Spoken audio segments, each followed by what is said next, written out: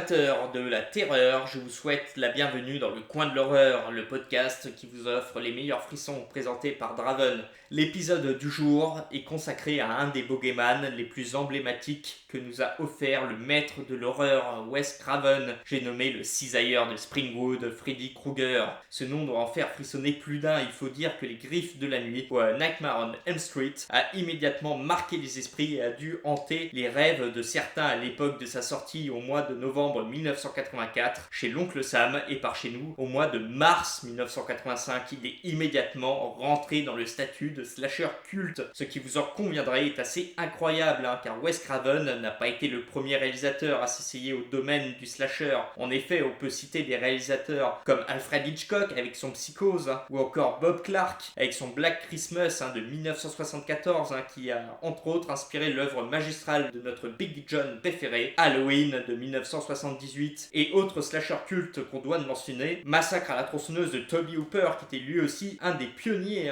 de ce style si particulier qui a un peu disparu de nos jours. Et Les Griffes de la Nuit a été un succès critique et commercial à l'époque de sa sortie au box-office, en dépit de son faible budget d'1,8 million. Pour vous donner un ordre d'idée, il en a rapporté 57 millions dans le monde entier, et le film a été nominé au Festival d'Avoriaz 1985, un événement consacré au cinéma fantastique qui n'existe désormais plus. Son successeur spirituel est le Festival de Gérard Maire. À mon humble avis, le film mérite amplement ses éloges et son succès, car à l'heure d'aujourd'hui, c'est un long métrage horrifique, encore diablement efficace, suscitant toujours autant l'effroi. Cependant, il faut apprécier l'esthétique des années 80. Et c'est là qu'on reconnaît tout le talent créatif de Craven. Il sait insuffler sa touch artistique. Ce projet est né de son imaginaire vers 1981, où il a commencé à plancher sur le scénario tout juste après avoir bouclé Swamp Thing, adaptation de 1982 du célèbre personnage de l'écurie DC Comics. Un film s'éloignant des thèmes habituels qu'affectionne et qu'utilise allègrement Craven, à savoir les problèmes familiaux et sociétaux. D'ailleurs, Wes, à cette époque-là, était déjà un cinéaste expérimenté, puisqu'il avait déjà signé en 1972 un putain de film, La Dernière Maison sur la Gauche, qui est un régal morbide et cruellement juste. Je vous le recommande, et évitez si possible son remake, qui est une vaste fumisterie en comparaison de l'original. Et il a entre autres tourné La Ferme de la Terreur en 1981. Donc comme quoi, le papa de Freddy n'en était pas à son premier coup d'essai. Pourtant, il a beau arpenter les studios pour vendre son idée sur son croque-mitaine brûlé vif, il ne parvient pas à capter l'intérêt général, les studios rejetant sans cesse le projet pour diverses raisons. Cependant, Walt Disney Pictures fut le premier à manifester de la curiosité pour le scénario de Wes, mais il souhaitait en contrepartie que le contenu soit édulcoré pour qu'il puisse être en moins de 13 ans, c'est-à-dire un film convenant aux enfants et préadolescents, se voulant familial, un slasher familial sur un tueur d'enfants. Voyons Disney. Malgré les difficultés financières et personnelles, le gars décline l'offre, croyant dur comme fer à son serial killer aux griffes d'argent. Plus tard, il tenta de convaincre la Paramount, qui ne veut pas non plus produire le long métrage, car il serait trop similaire à Dreamscape, autre projet qu'ils avaient dans les bacs, n'étant pas encore produit à cette période-là. C'est assez ironique quand on sait que des années après, on aura le droit à un crossover entre les deux figures sacrées du slasher, Jason et Freddy, parce que la Paramount, c'était eux qui détenaient auparavant les droits de Vendredi 13, autre licence de slasher culte. Au final, c'est New Line Cinema, alors toute jeune société indépendante, qui se porta garante de produire la première entrée sur grand écran de Fred Krueger, ce que je trouve exceptionnel, puisque c'était le premier film qu'elle produisait, car à la base, la New Line ne faisait que distribuer les longs métrages. Je sais que ça peut en surprendre certains, vu que maintenant on voit ça comme un gros studio, mais bon, c'était pas le cas à l'époque. On peut dire qu'elle a vraiment mouillé la chemise, à tel point que l'accord pour le film est tombé à l'eau, et que durant 2 semaines, le studio n'était pas en mesure de payer l'équipe du film. C'est alors qu'en urgence, la New Line Cinema a dû faire appel à des financiers extérieurs, notamment en Angleterre, conduisant donc 2 investisseurs à apporter chacun 40% et 30% respectivement des fonds nécessaires. Et dans tout ce foutoir, l'un des producteurs de The Texas Chainsaw Massacre a contribué à 10%, et le distributeur vidéo Media Home Entertainment a quant à lui contribué à 20% du budget initial. Mais les galères sont loin d'être finies, puisque l'investisseur anglais, qui avait contribué à hauteur de 40%, est revenu sur sa décision. C'est pourquoi Media Home Entertainment s'est permis d'ajouter 40% au budget du film. Mais le plus drôle dans cette histoire de budget, c'est qu'à la base il avait été établi à 700 000 $ et qu'il a quand Crime finit à 1,1 million de dollars, malgré le fait que certains investisseurs se soient retirés du projet. Tout ça grâce à un Yougoslave qui avait mis de l'argent équivalent à la moitié du financement du métrage, car il souhaitait que sa petite amie de l'époque soit absolument dans le film. Donc vous voyez qu'au niveau de la production, Nightmare on Elm Street a connu des hauts et des bas, ce qui n'a pas empêché Wes Craven de réussir à donner vie à son tueur d'enfants. Et en parlant de son tueur, la conception de Freddy Krueger est extrêmement intéressante par bien des aspects, car Wes Craven a puisé dans plusieurs éléments venant plus ou moins de son vécu. Je m'explique. Par exemple, pour l'aspect surnaturel du personnage pouvant tuer les ados dans leurs rêves, il s'est inspiré d'articles lus dans le Los Angeles Times des années 70 mentionnant des réfugiés Hmong, un groupe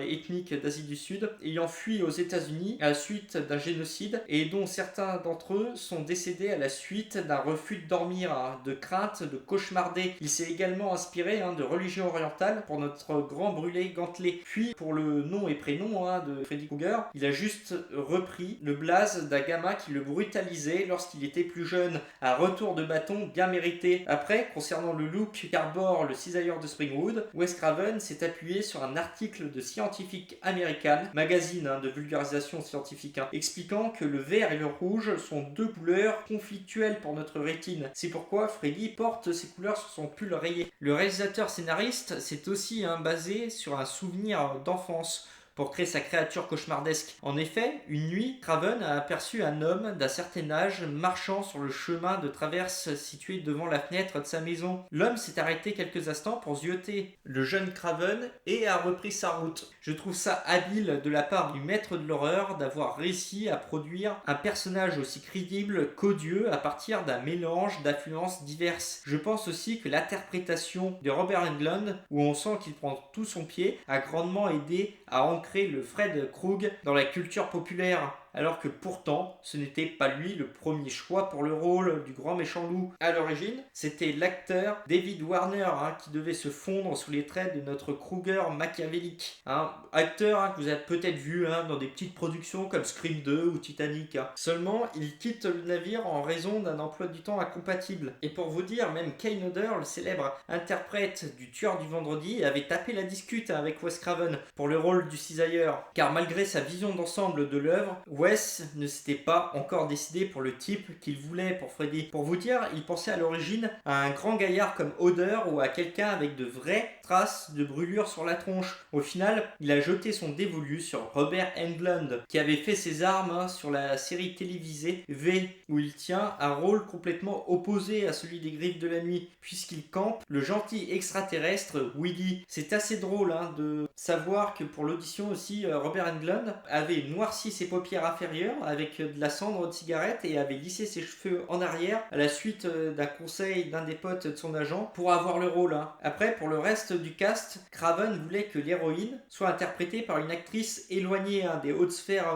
d'Hollywood. C'est pourquoi Heather Langenkamp était un choix plus que judicieux. Cette jeune actrice n'était apparue que dans quelques vagues publicités et un téléfilm. Elle a été choisie après une audition libre sur plus de 200 actrices. Et Johnny Depp, lui aussi inconnu au bataillon en ce temps-là, fut choisi pour jouer Glenn, alors qu'à la base, il accompagnait juste son pote Jackie Earl Haley à une audition. C'est entre autres un type qui joue Rorschach dans Watchmen et Freddy dans le remake de 2010, ce qui est assez marrant. Et pour en revenir à Johnny Depp, le rôle qu'il a eu, c'était pas quelque chose qui lui était destiné à la base, parce que l'archétype du personnage ne lui ressemblait pas physiquement, puisque c'était un blond sportif avec les cheveux en arrière. Et le rôle fut envisagé aussi pour Charlie Sheen, mais seulement son agent demandait beaucoup trop de thunes, alors il l'a envoyé se faire voir. Ce qui est ingénieux de la part du maître de l'horreur, c'est d'avoir eu l'optique de prendre des acteurs inconnus pouvant incarner ces personnages, des sortes d'anonymes, car cela permet de brouiller les pistes concernant le funeste destin ou non qui les attend. Tout ce qu'on demande d'un slasher movie, d'un film d'horreur en somme. Et le scénario est là pour appuyer ceci. Nous sommes en 1981, une jeune lycéenne se nommant Tina réside dans la paisible bourgade de Springwood et est en proie à des cauchemars surréalistes où un homme brûlé s'amuse à la poursuivre en crissant ses lames le long des parois. Cette Tina va se confier à sa meilleure amie, Nancy, sur ses cauchemars qui ont l'air de plus en plus saugrenus. Malheureusement, une issue tragique l'attend où notre Freddy international va la terroriser avant de la tuer, avec un certain plaisir. C'est donc sur les épaules de la jeune Nancy que repose la quête de vérité sur cette créature diabolique et la survie des gens de Springwood. Le scénario et le déroulé du film sont juste géniaux. Déjà, j'aime beaucoup comment Craven dépeint une jeunesse en difficulté et en perdition se retrouvant confrontée à un monde adulte ignorant ses paroles. Ajouter à ça une famille qui vole en éclats à mesure que ses secrets sont révélés et donc cassant la normalité si ordinaire de la famille parfaite. C'est quelque chose qui est très spécifique au cinéma de Craven, comme l'illustre très bien aussi son premier film, La dernière maison sur la gauche, où il casse le cadre idyllique de la famille sans problème par un terrible événement. Je trouve ça toujours autant fascinant, même après mes multiples visionnages, que Craven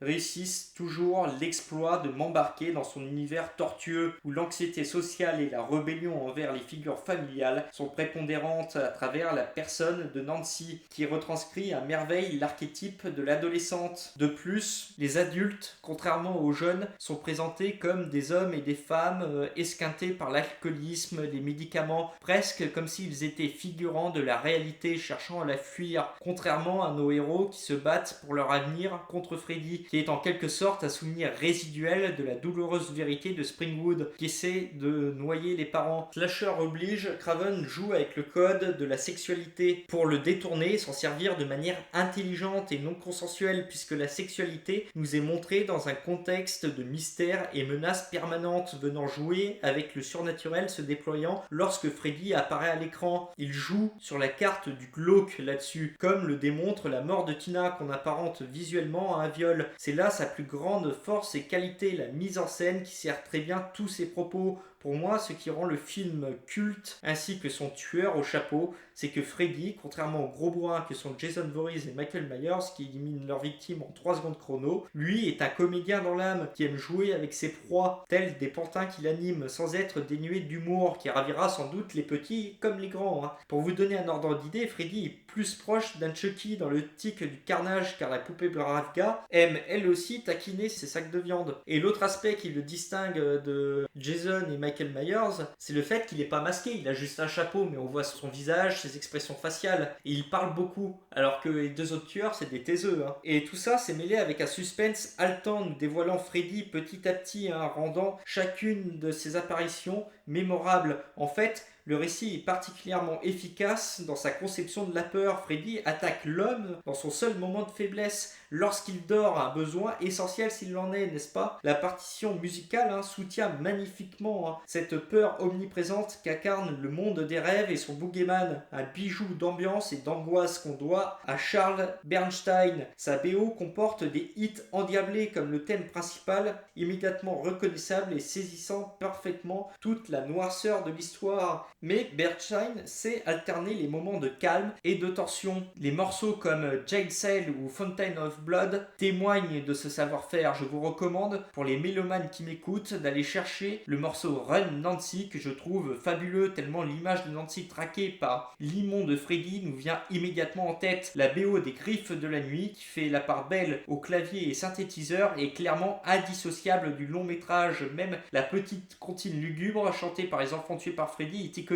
1, 2, Freddy coupera en 2. Voilà quoi. La musique est tout aussi importante que l'histoire pour donner naissance au mythe de Fred Krueger concernant les meurtres. Bien qu'ils ne soient pas légion dans le film, l'originalité de ceux-ci sont à saluer car ils surviennent lorsqu'on s'y attend le moins. Ils sont d'une violence inouïe. C'est une caractéristique de la franchise de proposer des meurtres toujours plus inventifs les uns des autres. Malheureusement, à l'époque de sa sortie, en raison de sa violence, le film a subi de la censure de la part de la Motion Picture Association of America, notamment la scène où Tina est mise à mort par Freddy, qui a nécessité plusieurs coupes pour l'exploitation en salle. Il ne rigolait pas avec ça à cette époque-là. Le film est classé comme interdit au moins de 17 ans aux US et par chez nous interdit au moins de 13 ans. Les Griffes de la Nuit est un des meilleurs représentants du slasher, n'en point douter, pour plusieurs raisons. Un scénario original, nous faisant douter de notre perception de la réalité, des effets spéciaux très réussis, qui ne se souvient pas de la scène du geyser de sang, c'est un truc tellement légendaire au sein du premier film que ça reste en tête. Et une prestation des acteurs qui est à saluer, je veux dire, rien que si on prend Robert Englund, il est mortel dans le rôle de Freddy. Pour moi, quand je le vois à l'écran, j'y crois à à donf, il incarne parfaitement toute la sauvagerie, le sadisme, en fait tous les vices de l'être humain concentrés en un seul personnage, ce qui procure une fascination horrifique qu'on peut éprouver pour d'autres icônes comme Jason Voorhees, Michael Myers, Chucky ou encore Candyman, dans un tout autre registre bien sûr, combiné à une mise en scène extraordinaire dont seul Wes Craven a le secret, ça en fait un classique indéniable et indémodable. Donc si ce que j'ai dit vous a plu, je vous invite à mettre un like, un commentaire sous la vidéo, à vous abonner à la chaîne pour suivre les prochains contenus. C'était Draven, je vous dis portez-vous bien, salut!